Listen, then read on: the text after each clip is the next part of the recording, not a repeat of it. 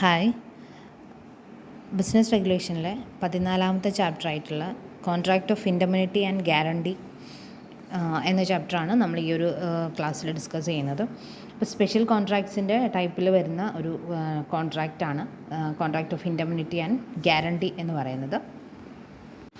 അപ്പോൾ ആദ്യത്തെ പാർട്ടിലുള്ളത് contract of indemnity എന്താണ് എന്നുള്ളതാണ്. A contract of indemnity is a type of contingent contract. The term indemnity means to compensate or make good the loss. Thus, indemnity is an act to compensate or protect somebody against loss or to make good the loss. ഇപ്പോൾ contract of indemnity എന്ന് പറയുന്നത് നമ്മുടെ real ലൈഫിൽ ഒരുപാട് സമയങ്ങളിൽ നമുക്ക് കാണുന്ന അല്ലെങ്കിൽ നമുക്ക് ഫേസ് ചെയ്യാൻ പറ്റുന്ന റിലേറ്റ് ചെയ്യാൻ പറ്റുന്ന ഒരു കോൺട്രാക്റ്റാണ് കോൺട്രാക്റ്റ് ഓഫ് ഇൻഡെമിനിറ്റി എന്ന് പറയുന്നത്. അപ്പോൾ അതൊരു കണ്ടീജൻറ്റ് കോൺട്രാക്റ്റാണ്. That is may or may not be happen. നമുക്ക് ഉറപ്പിച്ച് പറയാനായിട്ട് പറ്റില്ല ഈ ഒരു കോൺട്രാക്റ്റിൻ്റെ ഫ്യൂച്ചർ എന്തായിരിക്കും എന്നുള്ളത് നമുക്ക് അങ്ങനെ ഒരു ഉറപ്പിച്ച് പറയാനായിട്ട് പറ്റില്ല.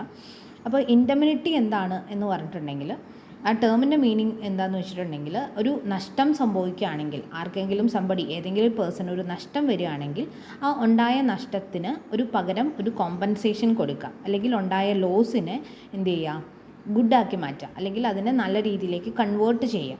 അപ്പോൾ അങ്ങനെ ചെയ്യുന്ന ഒരു പ്രോസസ്സിനെയാണ് നമ്മൾ ഇൻഡെമിനിറ്റി എന്ന് പറയുന്നത്.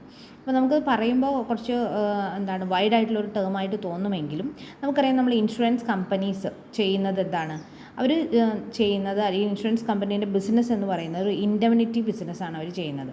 അതായത് എന്താണ്, നമ്മളിപ്പോൾ ഒരു ഫയർ ഇൻഷുറൻസ് എടുക്കുന്നത് എന്തിനു വേണ്ടിയിട്ടാണ്, നമ്മുടെ കമ്പനിയിലോ അല്ലെങ്കിൽ നമ്മുടെ വീടിനോ ഒരു ഫയർ ആക്സിഡൻറ്റ് പറ്റിയാൽ ആ ഉണ്ടാവുന്ന നഷ്ടം മുഴുവനായിട്ടല്ലെങ്കിലും നമുക്ക് ഫയർ ആക്സിഡൻറ്റ് കൊണ്ടുണ്ടാവുന്ന നഷ്ടം നികത്താൻ ആവശ്യമായിട്ടുള്ള ഒരു എമൗണ്ട് ആര് തരും, ഇൻഷുറൻസ് കമ്പനി നമുക്ക് തരും. അപ്പോൾ ഇവിടെ നമുക്ക് സംഭവിച്ച നഷ്ടം അവരെന്ത് ചെയ്യാണ്, കോമ്പൻസേറ്റ് ചെയ്യാണ്. ഓക്കെ, നമുക്കിപ്പോൾ ഫയർ ഇൻഷുറൻസ് പോളിസി നമുക്കൊരു 20 ലക്ഷത്തിൻ്റെ ഫയർ ഇൻഷുറൻസ് പോളിസി ഉണ്ട്. നമ്മുടെ വീട് അല്ലെങ്കിൽ ഓഫീസ് ഫയർ അറ്റാക്ക് വന്ന് അല്ലെങ്കിൽ ഫയർ ആക്സിഡൻറ്റ് വന്ന് നമുക്കൊരു 15 ലക്ഷം രൂപയുടെ നഷ്ടം ഉണ്ടായിട്ടുണ്ട് എന്നുണ്ടെങ്കിൽ നമ്മുടെ ഇൻഷുറൻസ് കമ്പനി നമുക്ക് ആ ക്ലെയിം തരും. അതായത് 15 ലക്ഷം രൂപയോ അതിൽ കൂടുതലോ എമൗണ്ട് നമുക്ക് അതിൻ്റെ കോമ്പൻസേഷനായിട്ട് നമുക്ക് അവർ തരും. അപ്പോൾ ഈ ഒരു പരിപാടിനെയാണ് നമ്മൾ ആക്ച്വലി ഇൻഡെമിനിറ്റി എന്നൊരു ടേം കൊണ്ട് ഉദ്ദേശിക്കുന്നത്. അതായത് ആർക്കെങ്കിലും ഒരാൾക്ക് എന്തെങ്കിലും രീതിയിലുള്ളൊരു നഷ്ടം സംഭവിക്കുകയാണെങ്കിൽ ആ നഷ്ടത്തിന് എന്ത് ചെയ്യാം, കോമ്പൻസേറ്റ് ചെയ്തു കൊള്ളാം എന്ന് പറഞ്ഞിട്ട് മറ്റൊരാൾ ആ ഒരു റിസ്ക് ഏറ്റെടുക്കുന്നതിനെയാണ് നമ്മൾ ഇൻഡെമിനിറ്റി കോൺട്രാക്ട്സ് എന്ന് വിളിക്കുന്നത്. ഓക്കെ, അപ്പോൾ indemnity is an act to compensate or protect somebody against loss or to make good the loss. അപ്പോൾ ഏതെങ്കിലും ഒരു പേഴ്സണ് ഒരു നഷ്ടം സംഭവിക്കുകയാണെങ്കിൽ അല്ലെങ്കിൽ ഒരു ലോസ് സംഭവിക്കുകയാണെങ്കിൽ ആ ലോസിനകത്തുനിന്നും അദ്ദേഹത്തെ പ്രൊട്ടക്റ്റ് ചെയ്തു കൊള്ളാം എന്ന് പറഞ്ഞിട്ട് മറ്റൊരാൾ അതിലേക്ക് വരുന്നതിനെയാണ് നമ്മൾ ഇൻഡെമിനിറ്റി എന്ന് പറയുന്നത്. അപ്പോൾ അതിന് എക്സാമ്പിൾസ് നമ്മളിവിടെ എഴുതിയിട്ടുണ്ട്. A contract to compensate B up to date a certain amount against the consequences any action by C may take against B in case of B supports the election of A. അപ്പോൾ ഇത് ആ ഒരു example എന്ന് പറഞ്ഞാൽ കുറച്ച് വൈഡായിട്ടുള്ളൊരു എക്സാമ്പിളാണ്. അതായത് മറ്റൊരാൾ കാരണം എന്തെങ്കിലും ഒരു നഷ്ടം സംഭവിക്കുകയാണെങ്കിൽ ആ ഒരു നഷ്ടത്തിനെ ഞാൻ കോമ്പൻസേറ്റ് ചെയ്തുകൊള്ളാം എന്ന് പറഞ്ഞിട്ട് മറ്റൊരാൾ അതിനിടയിൽ വരുന്നതിനെയാണ് നമ്മൾ ആക്ച്വലി എന്ത് വിളിക്കുക, കോൺട്രാക്റ്റ് ഓഫ് ഇൻഡെമിനിറ്റി എന്ന് വിളിക്കുന്നത്. അപ്പോൾ ഇവിടെ 2 പേഴ്സൺസ് ആയിരിക്കും നമ്മുടെ എവറി കോൺട്രാക്റ്റ്, എല്ലാ കോൺട്രാക്റ്റിലുള്ള മാതിരി ഇവിടെയും 2 പേഴ്സൺസ് ആയിരിക്കും ഉണ്ടാവുക. ദാറ്റ് ഈസ് അവിടെ ഇൻഡെമിനിഫയർ എന്ന് പറഞ്ഞ ഒരാളും ഇൻഡെമിനിറ്റി ഹോൾഡർ എന്ന് പറഞ്ഞിട്ടുള്ള 2 ആൾക്കാരാണ് നമ്മുടെ കോൺട്രാക്റ്റ് ഓഫ് ഇൻഡെമിനിറ്റിയിൽ ഉണ്ടാവുക. ഓക്കെ, അപ്പോൾ ഈ പറയുന്ന ഇൻഡെമിനിറ്റി കോൺട്രാക്റ്റ് എന്ന് പറയുന്നത് ഒരു പേഴ്സൺ എന്തെങ്കിലും തരത്തിലുള്ള ലോസ് സംഭവിക്കുകയാണെങ്കിൽ ആ ഉണ്ടാകുന്ന ലോസ് ഞാൻ കവറപ്പ് ചെയ്തോളാം, അല്ലെങ്കിൽ ഞാൻ അതിന് വേണ്ടിയിട്ടുള്ള ഫിനാൻഷ്യൽ ലോസസ് നിങ്ങൾക്ക് എത്ര വന്നിട്ടുണ്ടോ അത് ഞാൻ സഫർ ചെയ്തോളാം, ഞാൻ ഇതിന് കോമ്പൻസേറ്റ് ചെയ്തോളാം എന്ന് പറഞ്ഞ് മറ്റൊരാൾ ആ ലോസ് ഏറ്റെടുക്കുന്ന ആ ഒരു കോൺട്രാക്റ്റിനെയാണ് നമ്മൾ കോൺട്രാക്റ്റ് ഓഫ് ഇൻഡെമിനിറ്റി എന്ന് പറയുന്നത്. അപ്പോൾ അതിനകത്ത് 2 പേഴ്സൺസാണ് ഉണ്ടാവുക. ആരൊക്കെയാണ്, ഇൻഡെമിനിഫയറും ഇൻഡെമിനിറ്റി ഹോൾഡറും.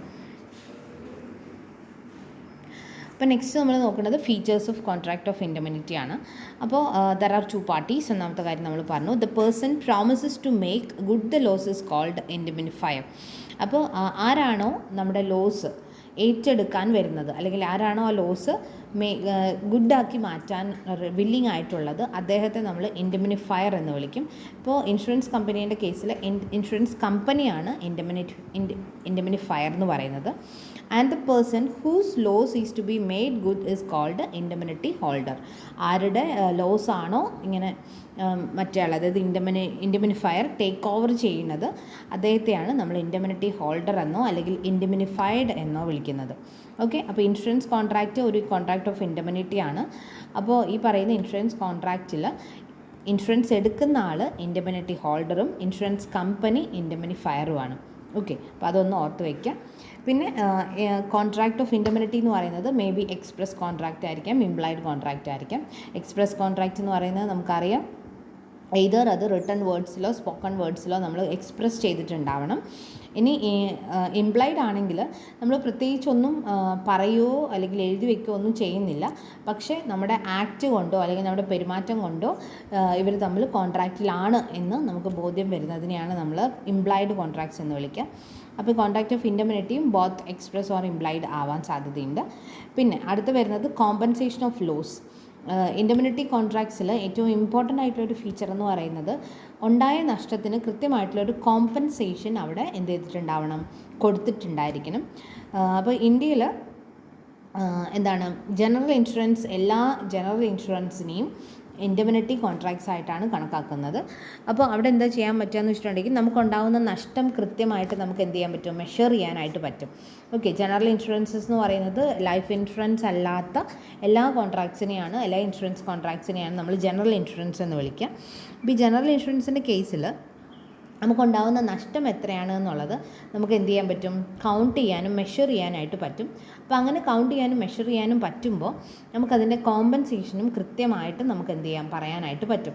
ഇപ്പോൾ നമുക്ക് ഒരു വീട് തീ പിടിച്ചിട്ടുണ്ടെങ്കിൽ അതിൽ എന്തൊക്കെ സാധനങ്ങൾ തീ പിടിച്ച് നശിച്ചു പോയി എന്നുള്ളത് നമുക്ക് കൃത്യമായിട്ട് എന്ത് ചെയ്യാൻ പറ്റും, മെഷർ ചെയ്യാനായിട്ട് പറ്റും. ആൻഡ് അപ്പോൾ കോമ്പൻസേഷൻ നമുക്ക് അതിനനുസരിച്ചിട്ട് ഫിക്സ് ചെയ്യാനായിട്ട് പറ്റും. പക്ഷേ ലൈഫ് ഇൻഷുറൻസ് കോൺട്രാക്റ്റിന് നമ്മൾ കോൺട്രാക്റ്റ് ഓഫ് ഇൻഡെമിനിറ്റി എന്ന് പറയാറില്ല. കാരണം നമ്മുടെ ഒരു മനുഷ്യൻ്റെ ലൈഫിന് എത്രമാത്രം വാല്യൂ ഉണ്ട് എന്നുള്ളത് നമുക്കൊരിക്കലും മെഷർ ചെയ്യാനായിട്ട് പറ്റില്ല. അപ്പോൾ ഒരാൾ മരിച്ചു പോയി കഴിഞ്ഞാൽ അയാളുണ്ടാക്കുന്ന നഷ്ടം എത്രയാണ് എന്നുള്ളത് നമുക്കൊരിക്കലും മെഷറബിൾ അല്ല. അപ്പോൾ മെഷറബിൾ ടേംസിലല്ലാത്തൊരു ലോസിന് നമുക്ക് എത്ര കോമ്പൻസേഷൻ കൊടുക്കണം എന്നുള്ളതും നമുക്ക് മെഷറബിൾ അല്ല. അപ്പോൾ അതൊരു ഏകദേശം എമൗണ്ട് ഫിക്സ് ചെയ്തിട്ട് അതിങ്ങനെ കൊടുക്കുകയാണ് ചെയ്യുക. നമ്മൾ ലൈഫ് ഇൻഷുറൻസ് കമ്പനീസൊക്കെ അതാണ് ചെയ്യുക. നമ്മൾ എടുത്ത കവറേജ് എത്രയാണോ ആ എമൗണ്ട് നമുക്ക് തരുന്നു എന്നുള്ളതാണ്. പക്ഷേ അത് നമ്മുടെ ലോസിന് ഈക്വൽ ആവണമെന്നോ ലോസിനെ കവറപ്പ് ചെയ്യാൻ പറ്റുമെന്നോ ഉള്ളത് യാതൊരു ഉറപ്പുമില്ല. അപ്പോൾ അതുകൊണ്ട് തന്നെ ഇൻഷുറൻസ് കോൺട്രാക്ട്സിനെ നമ്മൾ ഒരിക്കലും കോൺട്രാക്റ്റ് ഓഫ് ഇൻഡെമിനിറ്റി ആയിട്ട് കണക്കാക്കില്ല. പക്ഷേ ഓൾ ജനറൽ ഇൻഷുറൻസസിനൊക്കെ നമ്മൾ കോൺട്രാക്റ്റ് ഓഫ് ഇൻഡെമിനിറ്റി ആയിട്ട് കണക്കാക്കാറുണ്ട്. അപ്പോൾ ഈ പറയുന്ന ലോസ് എന്ന് പറയുന്നത് നമ്മുടെ നഷ്ടം എത്രയാണോ അതിന് ഈക്വലൻ്റ് ആയിട്ടുള്ള ഒരു കോമ്പൻസേഷൻ ഇൻഡെമിനിറ്റി കോൺട്രാക്ട്സിൽ നമുക്ക് റിസീവ് ചെയ്യാനായിട്ട് പറ്റും. ഓക്കെ, ഇനി അപ്പോൾ ഇത്രയാണ് ഇതിൻ്റെ മെയിൻ ആയിട്ടുള്ള ഫീച്ചേഴ്സ് എന്ന് പറയുന്നത്, കോൺട്രാക്റ്റ് ഓഫ് ഇൻഡെമിനിറ്റിയുടെ മെയിൻ ഫീച്ചേഴ്സ് എന്ന് പറയുന്നത്. ഇനി നമ്മൾ റൈറ്റ്സ് ഓഫ് ഇൻഡെമിനിറ്റി ഹോൾഡറാണ്. ആരാണോ ഇൻഷുറൻസ് കവറേജ് ഇൻഡെമിനിറ്റി കോൺട്രാക്ട്സിൽ ആരുടെ ലോസ് ആണോ മീറ്റ് ചെയ്യപ്പെടുന്നത് അദ്ദേഹത്തെയാണ് നമ്മൾ എന്ത് വിളിക്കുക, ഇൻഡെമിനിറ്റി ഹോൾഡർ എന്ന് വിളിക്കുക. അപ്പോൾ ഇൻഡെമിനിറ്റി ഹോൾഡറിൻ്റെ റൈറ്റ്സ് എന്തൊക്കെയാണെന്നുള്ളതാണ്. ഫസ്റ്റത്തെ റൈറ്റ് എന്താണ്, right to recover the damages. അയാൾക്ക് വന്നിട്ടുള്ള നഷ്ടം അല്ലെങ്കിൽ ഡാമേജസിന് അയാൾക്ക് എന്ത് ചെയ്യാൻ പറ്റണം, റിക്കവർ ചെയ്തെടുക്കാനായിട്ട് പറ്റണം. അപ്പോൾ നമ്മുടെ പ്രോമിസ് എന്താണ്, ഈ പറയുന്ന ഇൻഡെമിനിറ്റി ഹോൾഡറിന് വന്നിട്ടുള്ള എല്ലാ നഷ്ടങ്ങളും എല്ലാ ഡാമേജസും എന്ത് ചെയ്യും, കവറപ്പ് ചെയ്യും എന്നുള്ളതാണ് അവരുടെ കോൺട്രാക്ട്സ്. അപ്പോൾ ആ ഒരു കാര്യം, അതായത് അയാൾക്ക് വന്നിട്ടുള്ള ലോസസ് മറ്റേ ആൾ, അതായത് നമ്മുടെ ഇൻഡെമിനിഫയർ കൃത്യമായിട്ട് എന്ത് ചെയ്യാം, ഗുഡാക്കി മാറ്റാനുള്ള ഒരു റൈറ്റ് ഉണ്ട്. രണ്ടാമത്തെ കാര്യം right to recover the costs ആണ്.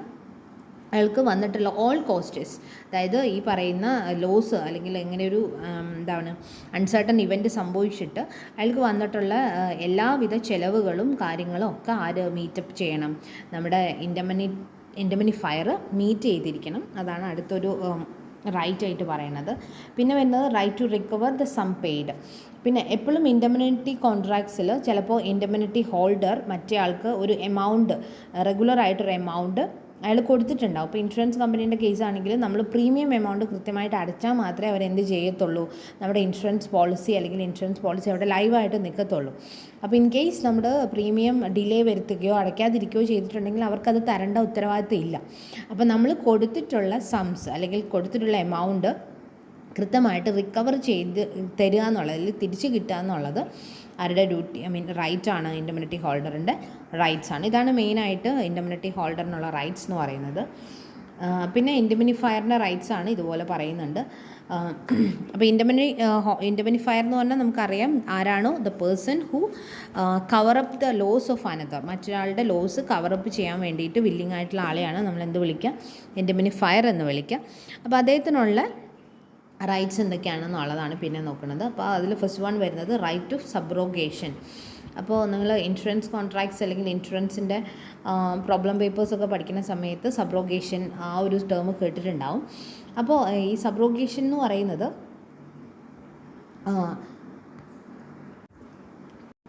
സബ്രോഗേഷൻ എന്ന് പറഞ്ഞാൽ നമ്മുടെ കമ്പനിക്ക്, അതായത് ഇൻഷുറൻസ് കമ്പനി അയാളുടെ എല്ലാ ലോസും അല്ലെങ്കിൽ മറ്റേയാൾക്കുണ്ടായ നമ്മുടെ ഇൻഡെമിനിറ്റി ഹോൾഡറിനുണ്ടായ എല്ലാ ലോസസും കവറപ്പ് ചെയ്ത് കഴിഞ്ഞാൽ അദ്ദേഹത്തിൻ്റെ ലയബിലിറ്റി അവിടെ വെച്ച് അവസാനിക്കുകയാണ്. അപ്പോൾ അവിടെ ഒരു പ്രൊട്ടക്ഷനാണ് ആർക്ക് കിട്ടുന്നത്, ഇൻഡെമിനിഫയറിന് കിട്ടുന്ന ഒരു പ്രൊട്ടക്ഷനാണ് നമ്മൾ സബ്രോഗേഷൻ എന്ന് പറയുന്നത്.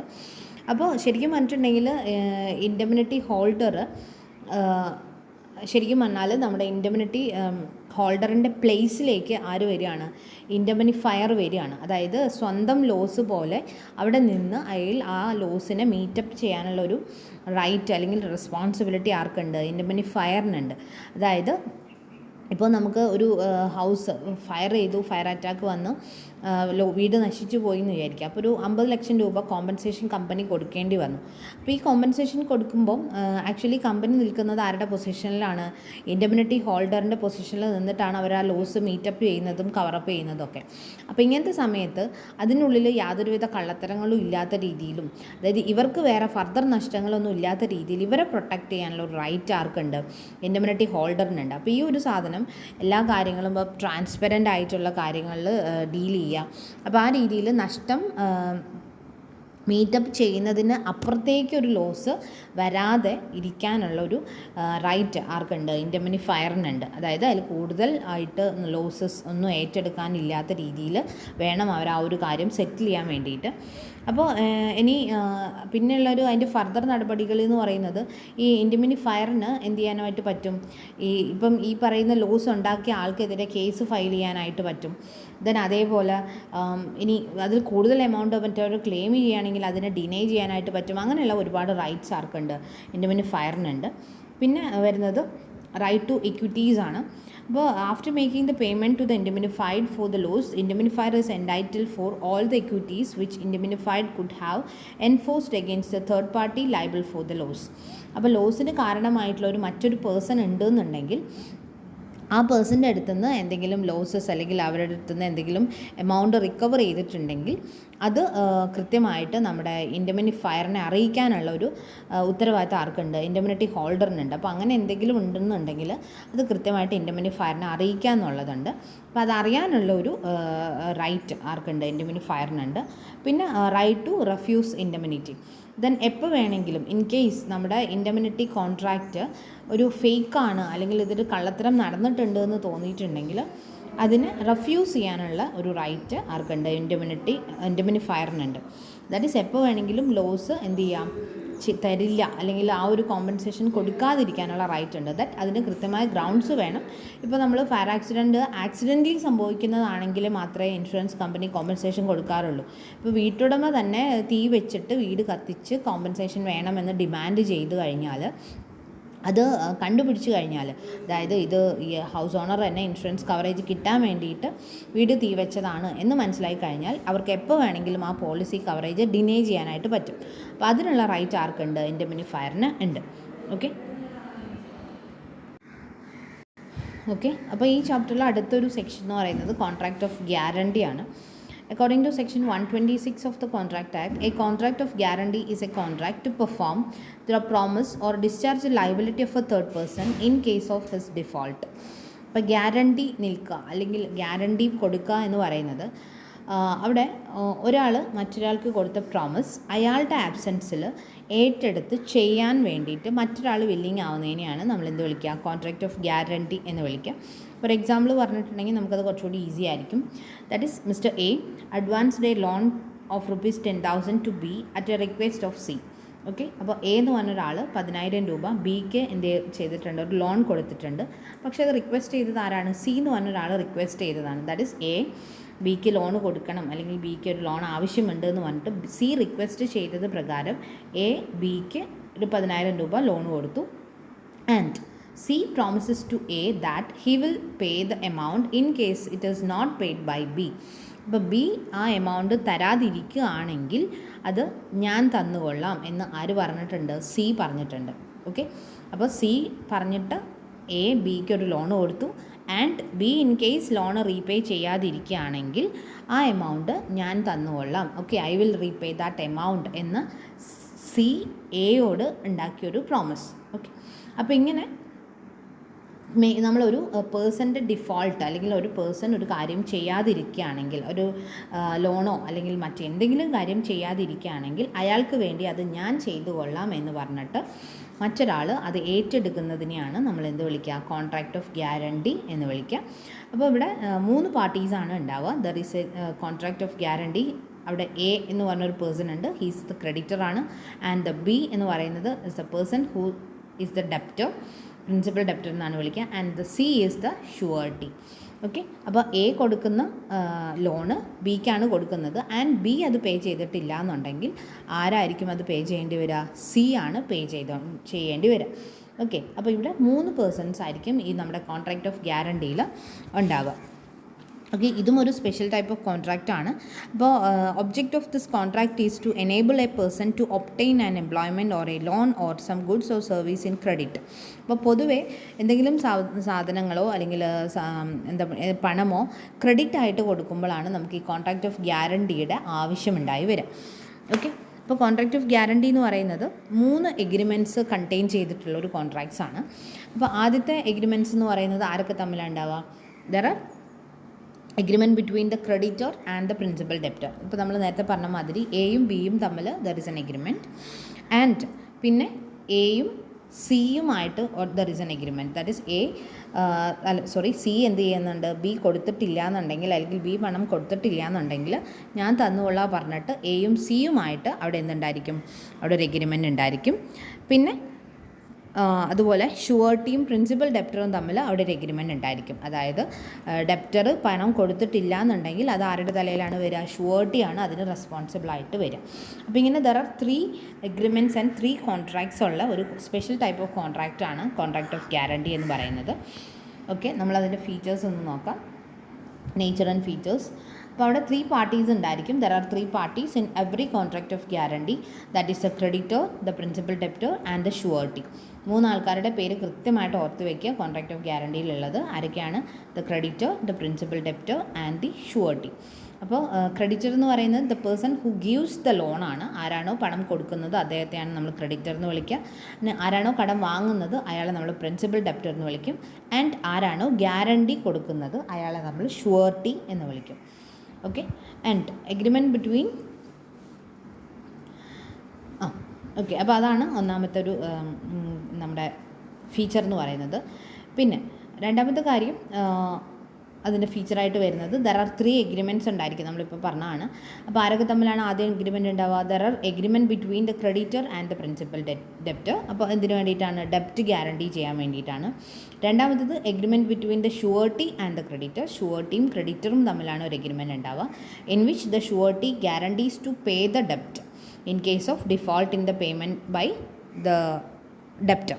ഓക്കെ, ഡെപ്റ്റർ പണം തന്നിട്ടില്ല എന്നുണ്ടെങ്കിൽ ഞാൻ തന്നുകൊള്ളാം എന്ന് പറഞ്ഞിട്ട് ഷുവർട്ടി ക്രെഡിറ്ററുമായിട്ട് ഉണ്ടാക്കുന്ന കോൺട്രാക്ട്സ് ആണ് രണ്ടാമത്തത് എഗ്രിമെൻ്റ് ആണ് രണ്ടാമത്തത്. ആൻഡ് ദ മൂന്നാമത്തത് എഗ്രിമെൻറ്റ് എന്ന് പറയുന്നത് agreement between the surety and the principal debtor which is either expressed or implied by which the principal debtor undertakes to indemnify the surety in defaults in payment of the debt.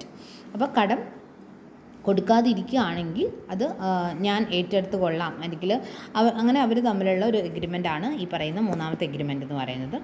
അപ്പോൾ നമ്മൾ പറഞ്ഞു അവിടെ 3 agreements ഉണ്ട്, അതുപോലെ തന്നെ 3 കോൺട്രാക്ട്സും ഉണ്ടായിരിക്കും. പിന്നെ സാധാരണ പിന്നെ വരുന്ന ഒരു ഫീച്ചർ എന്ന് പറയുന്നത് കപ്പാസിറ്റി ടു കോൺട്രാക്റ്റ് ആണ്. ഈ പറയുന്ന കോൺട്രാക്റ്റ് ഓഫ് ഗ്യാരണ്ടി എന്ന് പറയുന്നത് കൃത്യമായിട്ട് എല്ലാ ഒരു കോൺട്രാക്റ്റിന് വേണ്ട എല്ലാ ഫീച്ചേഴ്സും ഉൾക്കൊള്ളുന്നതായിരിക്കും. അതിൽ പ്രത്യേകമായിട്ട് പറയാനുള്ളൊരു കാര്യം, ഇതിലുള്ള എല്ലാ പാർട്ടീസും കോമ്പീറ്റൻ്റ് ആയിരിക്കണം, നമ്മുടെ കോൺട്രാക്റ്റിൽ എൻ്റർ ചെയ്യാൻ കോമ്പീറ്റൻ്റ് ഉണ്ടായിരിക്കണം. പക്ഷേ കോൺട്രാക്റ്റ് ഓഫ് ഗ്യാരണ്ടിയിൽ പ്രിൻസിപ്പൽ ഡെപ്റ്ററിൻ്റെ കാര്യത്തിൽ ഒരു എക്സെപ്ഷന് റൂള് കൊടുത്തിട്ടുണ്ട്. അതായത് പ്രിൻസിപ്പൽ ഡെപ്റ്റർ എന്ന് പറയുന്നത് ഒരു കോമ്പീറ്റൻറ്റ് പേഴ്സൺ ആവണമെന്ന് യാതൊരു നിർബന്ധവുമില്ല. അതായത് ഒരു മൈനറോ ഡ്രങ്കൺ പേഴ്സണോ അങ്ങനെ ഏത് പേഴ്സൺ ആയാലും പ്രിൻസിപ്പൽ ഡെപ്റ്റർ ആവുന്നതിന് കുഴപ്പമില്ല. ഇപ്പോൾ ഒരു മൈനർക്കാണ് നമ്മുടെ ഒരു ക്രെഡിറ്റർ പണം കടം കൊടുത്തതെങ്കിൽ അവിടെയും കുഴപ്പമില്ല. കാരണം അവിടെ ആരുണ്ട്, there is A surety. Okay, ഈ മൈനർ ഇൻ കേസ് ഡിഫോൾട്ട് വരുത്തുന്നുണ്ട് എന്നുണ്ടെങ്കിൽ മറ്റേ ആളാണ് ആ ഒരു ലോസ് ഏറ്റെടുക്കാൻ പോകുന്നത്. അപ്പോൾ അതുകൊണ്ട് തന്നെ ഡെപ്റ്ററിൻ്റെ കാര്യത്തിൽ ഇങ്ങനത്തെ റൂളുകളൊന്നും ബാധകമല്ല. അപ്പോൾ കപ്പാസിറ്റി ടു കോൺട്രാക്റ്റ് എന്ന് പറയുന്നത് ആർക്ക് ബാധകമല്ല? ഡെപ്റ്ററിൻ്റെ കേസിൽ പ്രിൻസിപ്പൽ ഡെപ്റ്ററിന് അത് ബാധകമല്ല. അതൊന്ന് ആലോചിക്കാനുണ്ട്. പിന്നെ കൺകറൻസ് ആണ്. കൺകറൻസ് എന്ന് പറയുന്നത് കോർഡിനേഷൻ ബിറ്റ്വീൻ ദ 3 പാർട്ടീസ് എന്ന് പറയുന്നത് കോൺട്രാക്റ്റ് ഓഫ് ഗ്യാരണ്ടിയിൽ വളരെ എസെൻഷ്യലാണ്. അതായത് 3 ആൾക്കാരും തമ്മിൽ കൃത്യമായിട്ടുള്ള കോർഡിനേഷൻ ആൻഡ് കമ്മ്യൂണിക്കേഷൻ ഉണ്ടായിരിക്കണം. പിന്നെ നോർമലി ഷുവർട്ടീനെ അപ്പോയിൻറ്റ് ചെയ്യുന്നത് അല്ലെങ്കിൽ ഗ്യാരണ്ടി എന്ന് പറയുന്ന കോൺട്രാക്റ്റ് ഉണ്ടായി വരുന്നത് ഒരു പ്രിൻസിപ്പൽ ഡെപ്റ്ററിൻ്റെ റിക്വസ്റ്റ് കൊണ്ടാണ്. അതെ, ഓക്കെ, പ്രിൻസിപ്പൽ ഡെപ്റ്ററാണ് ആക്ച്വലി ഷുവർട്ടീനെ കണ്ടുപിടിക്കുന്നതും അപ്പോയിൻറ്റ് ചെയ്യുന്നതും ഒക്കെ. അതായത് പ്രിൻസിപ്പൽ ഡെപ്റ്റർക്ക് ഒരു ഡൗട്ട് വരികയാണ്, അതായത് അദ്ദേഹത്തിന് ഈ ഒരു ലോസ് അല്ലെങ്കിൽ ഈ ഒരു എമൗണ്ട് തിരിച്ചു കൊടുക്കാൻ ബുദ്ധിമുട്ടുണ്ട് എന്നുള്ളൊരു തോന്നൽ വരുമ്പോഴാണ് അദ്ദേഹമാണ് എന്ത് ചെയ്യുന്നത്, ഒരു ഷുവർട്ടീനെ അപ്പോയിൻറ്റ് ചെയ്യുന്നത്. അപ്പോൾ at the request of the principal ഡെപ്റ്ററാണ് ആക്ച്വലി കോൺട്രാക്റ്റ് ഓഫ് ഗ്യാരണ്ടി ഉണ്ടാവുന്നത് തന്നെ. പിന്നെ വരുന്നത് കൺസിഡറേഷനാണ്. നോർമലി കൺസിഡറേഷൻ ഉണ്ടായിരിക്കും കോൺട്രാക്റ്റ് ഓഫ് ഗ്യാരണ്ടിയിൽ. അപ്പോൾ സെപ്പറേറ്റ് കൺസിഡറേഷൻ ബിറ്റ്വീൻ ഇവർ തമ്മിൽ പ്രത്യേകിച്ചൊരു ഡിഫറെൻ്റ് ആയിട്ടുള്ള കൺസിഡറേഷൻ്റെ ആവശ്യമൊന്നുമില്ല. നോർമലി ഈ പറയുന്ന പ്രിൻസിപ്പൽ ഡെപ്റ്ററും ഷുവർട്ടിയും തമ്മിലായിരിക്കും അവിടെ ഒരു കൺസിഡറേഷൻ്റെ ആവശ്യമുള്ളൂ. ക്രെഡിറ്ററും ഡെപ്റ്ററും അതായത് ക്രെഡിറ്ററും ഷുവർട്ടിയും തമ്മിലൊന്നും ഒരു കൺസിഡറേഷൻ്റെ ആവശ്യം അവിടെ വരുന്നില്ല. ഓക്കെ, അതാണ് പിന്നെ വരുന്നത്. പിന്നെ കൺസെൻ്റാണ്, ഫ്രീ കൺസെൻ്റ് ആയിരിക്കണം. കോൺട്രാക്റ്റ് ഓഫ് ഗ്യാരണ്ടി എന്ന് പറയുന്നത് എപ്പോഴും പാർട്ടീസ് തമ്മിൽ ഫ്രീ കൺസെൻ്റ് ആയിരിക്കണം. അതായത് ആരും നിർബന്ധിച്ചിട്ടോ ഫ്രോഡോ കൊയേഷൻ മിസ്റെപ്രസെൻറ്റേഷൻ മിസ്റ്റേക്ക് ആ ഒരു വഴിയിലൂടെ ഒന്നും കോൺട്രാക്റ്റ് ഓഫ് ഗ്യാരണ്ടി ഉണ്ടാക്കാനായിട്ട് പാടില്ല. അപ്പോൾ ഇതൊക്കെയാണ് അതിൻ്റെ ഫീച്ചേഴ്സ് എന്ന് പറയുന്നത്. ഇനി കൈൻഡ്സ് ഓഫ് ഗ്യാരണ്ടിയാണ്. ഏതൊക്കെയാണ് കോൺട്രാക്റ്റ് ഓഫ് ഗ്യാരണ്ടീൻ്റെ ടൈപ്സ് എന്ന് പറയുന്നത്? ഓക്കെ, കോൺട്രാക്റ്റ് ഓഫ് ഗ്യാരണ്ടിക്ക് 2 ക്ലാസിഫിക്കേഷനാണ് കൊടുത്തിട്ടുള്ളത്. ഓൺ ദ ബേസിസ് ഓഫ് പർപ്പസും അതുപോലെ ഓൺ ദ ബേസിസ് ഓഫ് ട്രാൻസാക്ഷനും. അപ്പോൾ അതിൽ ഒന്നാമത്തേത് on the base of purpose for payment of ഡെപ്റ്റ്. ഒന്നാമത്തെ ഒരു കോൺട്രാക്റ്റ് ഓഫ് ഗ്യാരണ്ടി എന്ന് പറയുന്നത് ഒരു ഡെപ്റ്റ് പേയ്മെൻറ്റ് ചെയ്യാൻ വേണ്ടിയിട്ടുള്ള കോൺട്രാക്റ്റ് ഓഫ് ഗ്യാരണ്ടിയാണ്. നമ്മളിപ്പോൾ പറഞ്ഞ പോലെ ഒരു പ്രത്യേകിച്ച് ഒരു കടം അല്ലെങ്കിൽ ഒരു ലോൺ എടുക്കുമ്പോഴാണ് ഒരു കോൺട്രാക്റ്റ് ഓഫ് ഗ്യാരണ്ടി അവിടെ ഒക്കോർ ചെയ്യുന്നത്, ഒന്നാമത്തേത്. പിന്നെ ഫോർ പ്രൈസാണ്. A guarantee may be for the payment of a price for the goods to be sold on credit. പിന്നെ ക്രെഡിറ്റിന് സാധനം കൊടുക്കുമ്പോഴും ഈ പറയുന്ന കോൺട്രാക്റ്റ് ഓഫ് ഗ്യാരണ്ടി ഒക്കോർ ചെയ്യാറുണ്ട്. ഇപ്പോൾ സാധനം കടമായിട്ട് വാങ്ങുന്ന ആൾ അത് അയാൾക്ക് പേ ചെയ്യാൻ പറ്റുന്നില്ല എന്നുണ്ടെങ്കിൽ മറ്റൊരാൾ അത് പേ ചെയ്തുകൊള്ളും എന്ന് പറഞ്ഞിട്ട് ഉണ്ടാക്കാം, കോൺട്രാക്റ്റ് ഓഫ് ഗ്യാരണ്ടി ഉണ്ടാക്കാം. അതാണ്. പിന്നെ ഫോർ ഹോണസ്റ്റി, വിശ്വാസ്യത ഉറപ്പുവരുത്താൻ വേണ്ടിയിട്ടും കോൺട്രാക്റ്റ് ഓഫ് ഗ്യാരണ്ടി ക്രിയേറ്റ് ചെയ്യാറുണ്ട്. പിന്നെ രണ്ടാമത്തേത് ഓൺ ദ ബേസ് ഓഫ് ട്രാൻസാക്ഷനാണ്. അതിലൊന്നാമത്തത് സിമ്പിൾ ഓർ സ്പെസിഫിക് ഗ്യാരണ്ടിയാണ്. When a guarantee is given in respect of a single ഡെപ്റ്റ് or specific transaction it is called specific or simple guarantee. It come to an end when the guaranteed debt is duly discharged on the promise is duly promised. അപ്പോൾ ഒരു പ്രത്യേക ട്രാൻസാക്ഷന് വേണ്ടിയിട്ട് മാത്രം ഉണ്ടാക്കുന്ന contract of ഗ്യാരണ്ടീനെയാണ് നമ്മൾ simple or specific guarantee എന്ന് വിളിക്കുക. അപ്പോൾ ആ ഒരു ട്രാൻസാക്ഷൻ കഴിഞ്ഞ് കഴിഞ്ഞാൽ പിന്നെ അവിടെ ഒരു കോൺട്രാക്റ്റ് നിലനിൽക്കില്ല. ഓക്കെ, രണ്ടാമത്തത് കണ്ടിന്യൂയിങ് ഗ്യാരണ്ടിയാണ്. അപ്പോൾ കണ്ടിന്യൂയിങ് ഗ്യാരണ്ടി എന്ന് പറയുന്നത് ഒരു സീരീസ് ഓഫ് ട്രാൻസാക്ഷന് മുഴുവനായിട്ടും ഗ്യാരണ്ടി കൊടുക്കുന്നതിനെയാണ് നമ്മൾ കണ്ടിന്യൂയിങ് ഗ്യാരണ്ടി എന്ന് വിളിക്കുക. The guarantee is given there is intended to cover a number of transaction over a period of time. അതായത് കണ്ടിന്യൂസ് ആയിട്ട് സാധനം ഇപ്പോൾ നമ്മൾ ഒരു കടയിൽ നിന്നാണെങ്കിൽ കണ്ടിന്യൂസ് ആയിട്ട് ഇപ്പോൾ ഒരു ഹോൾസെയിലറും റീറ്റെയിലറും ഉണ്ട് വിചാരിക്കാം. ഹോൾസെയിലറിൻ്റെ അടുത്ത് നിന്ന് റീറ്റെയിലർ കണ്ടിന്യൂസ് ആയിട്ട് സാധനങ്ങൾ ഇങ്ങനെ വാങ്ങിക്കൊണ്ടിരിക്കും ഓൺ ക്രെഡിറ്റ്. അപ്പോൾ ഇയാൾ ഈ ഒരു പണം കൊടുത്തിട്ടില്ല എന്നുണ്ടെങ്കിൽ അവിടെ ഒരു ബാങ്കിനെയോ അങ്ങനെ മറ്റേതെങ്കിലും ഒരു ഇൻസ്റ്റിറ്റ്യൂഷനെ ഏൽപ്പിച്ചിട്ടുണ്ടാവും. അതായത് ഇയാൾ ഡെപ്റ്റർ പണം കൊടുത്തിട്ടില്ല എന്നുണ്ടെങ്കിൽ മറ്റേ ബാങ്കുകാർ എന്ത് ചെയ്തോളും, പണം പേ ചെയ്തുകൊള്ളും എന്ന് പറഞ്ഞിട്ടൊരു ഗ്യാരണ്ടി അവിടെ ഉണ്ടാക്കുന്നുണ്ട്. അപ്പോൾ അവിടെ ഒരു ട്രാൻസാക്ഷൻ അല്ല നടക്കുന്നത്, ഒരു മാസം തന്നെ പല തവണ എന്ത് ചെയ്യേണ്ടി വരും, ക്രെഡിറ്റിൽ സാധനങ്ങൾ പർച്ചേസ് ചെയ്യേണ്ടി വരും. അപ്പോൾ ത്രൂ ഔട്ട് ഈ ഒരു ട്രാൻസാക്ഷൻ കുറേ കാലം കണ്ടിന്യൂ ചെയ്യുന്ന അത്രയും കാലത്തോളം ആ ഗ്യാരണ്ടി അവിടെ എക്സിസ്റ്റ് ചെയ്യുന്നുണ്ട്. ഓക്കെ, അപ്പോൾ അതിനെയാണ് നമ്മൾ കണ്ടിന്യൂയിങ് ഗ്യാരണ്ടി എന്ന് വിളിക്കുക. ഓക്കെ, നെക്സ്റ്റ് വരുന്നത് റൈറ്റ്സ് ഓഫ് ഷുവർട്ടി ആണ്. ഷുവർട്ടി എന്ന് പറഞ്ഞിട്ടുണ്ടെങ്കിൽ നമുക്കറിയാം ആരാണോ the person who undertakes the loss, അദ്ദേഹത്തെയാണ് നമ്മൾ ഷുവർട്ടി എന്ന് വിളിക്കുക. അപ്പോൾ ഈ പറയുന്ന ഷുവർട്ടിയുടെ റൈറ്റ്സ് ആണ് നമ്മൾ പറയുന്നത്. അതിലും ഒന്നാമത്തെ പറയുന്നത് റൈറ്റ് ടു സബ്രോഗേഷൻ ആണ്. അപ്പോൾ ഷുവർട്ടിക്ക് ഒരു തരത്തിലും ഡിഫോൾട്ട് വരുത്തിയിട്ട് മനഃപൂർവ്വം ലോസ് ഉണ്ടാക്കി കൊടുക്കാൻ ആരും നിൽക്കരുത്. പ്രിൻസിപ്പൽ ഡെപ്റ്റർ ട്രൈ ചെയ്യാനായിട്ട് പാടില്ല. അറ്റ് ദ എക്സ്റ്റെൻഡ് എത്രമാത്രം അയാൾക്ക് ശ്രമിക്കാൻ പറ്റുകയാണെങ്കിൽ അദ്ദേഹം ശ്രമിക്കുക. എന്നിട്ടും തീരെ പറ്റുന്നില്ല എന്നുണ്ടെങ്കിൽ മാത്രമേ ഷുവർട്ടിയുടെ അടുത്തേക്ക് ലയബിലിറ്റി അയാൾ ഹാൻഡ് ഓവർ ചെയ്യാനായിട്ട് പാടുള്ളൂ. പിന്നെ റൈറ്റ് ടു ഇൻഡിമിനിറ്റി ആണ്. ഇനി എന്തെങ്കിലും തരത്തിൽ നമ്മുടെ ഷുവർട്ടിക്ക് അധികം ആയിട്ട് ലോസ് വരികയാണെന്നുണ്ടെങ്കിൽ, ഈ പ്രിൻസിപ്പൽ ഡെപ്റ്ററിൻ്റെ ഈ ട്രാൻസാക്ഷൻ കാരണം കൂടുതൽ എന്തെങ്കിലും ലോസ് വരികയാണെങ്കിൽ അത് മീറ്റ് ചെയ്ത് കൊടുക്കേണ്ട ഉത്തരവാദിത്തം ആർക്കാണ്? പ്രിൻസിപ്പൽ ഡെപ്റ്ററിനാണ്. അപ്പോൾ അതിനകത്തുനിന്ന് ഒരു ഇൻഡിമിനിറ്റി കോൺട്രാക്റ്റും ഇവർ തമ്മിലുണ്ട്. പിന്നെ റൈറ്റ് ടു സെക്യൂരിറ്റി, അദ്ദേഹത്തിൻ്റെ പണം അതുപോലെ ലൈഫ് ഇങ്ങനത്തെ കാര്യങ്ങൾക്കൊക്കെ സെക്യൂരിറ്റി കൊടുക്കാനുള്ള റൈറ്റ്, സെക്യൂരിറ്റി കിട്ടാനുള്ള റൈറ്റ് ഉണ്ട് ഷുവർട്ടിയുടെ. ലൈഫിനോ അല്ലെങ്കിൽ മണി അങ്ങനെ പല കാര്യങ്ങൾക്ക് അയാൾക്ക് ലോസ് വരുന്നുണ്ട് എന്നുണ്ടെങ്കിൽ ആ ഒരു ലോസിൽ നിന്നൊക്കെ അയാളെ കവറപ്പ് ചെയ്യാനുള്ള റൈറ്റ് അയാൾക്കുണ്ട്.